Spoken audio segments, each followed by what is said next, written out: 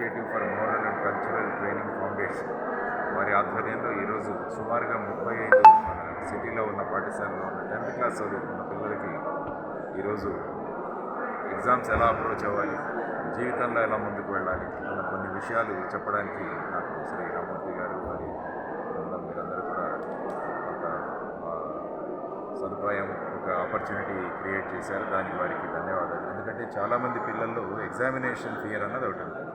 ఎందుకంటే పరీక్షలంటే ఒక భయం అన్న కాన్సెప్ట్తో ఈవెన్ మన ప్రధానమంత్రి నరేంద్ర మోడీ గారు కూడా పరీక్షా పే చర్చ అనే కార్యక్రమం ప్రతి సంవత్సరం తీసుకుంటారు. ఆయన ఒక పుస్తకం కూడా రాశారు, ఎగ్జామ్ వారియర్స్. మీరు ఎప్పుడు కూడా వారియర్స్గా ఉండకూడదు, వారియర్స్గా ఉండాలంటారు. అంటే మనం సంవత్సరం పొడుగునా చక్కగా మనం కనుక ప్రిపేర్ అవ్వగలిగితే పరీక్షలు అన్నవి ఏమీ ఉండవు. కాబట్టి ముఖ్యంగా ఈ పిల్లలకి 2 నెలల్లో వాళ్ళు ముఖ్యంగా ఈ సెల్ ఫోను, సోషల్ మీడియాని వీటి ద్వారా వాళ్ళ డైవర్ట్ అవుతున్నారు.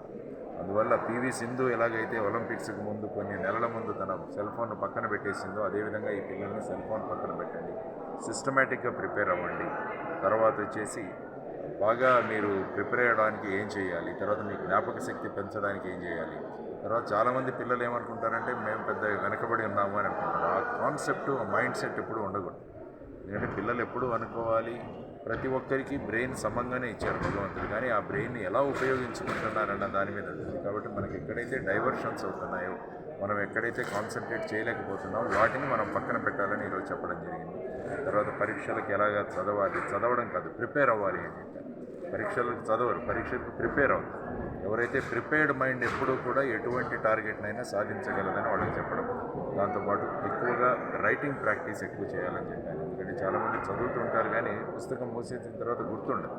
అందుకని మనం చదివిన తర్వాత రాయడం మొదలుపెట్టి, తర్వాత చదివిన దాంట్లో క్వశ్చన్స్ ఎలాగ వస్తాయి, నా ఆన్సర్స్ ఎలా ఉంటాయి అన్నది ఒకటి ఆన్సర్ చేసుకుంటూ, వీలైనన్ని మాక్ టెస్ట్లు వాడు సాల్వ్ చేస్తూ ఈ విధంగా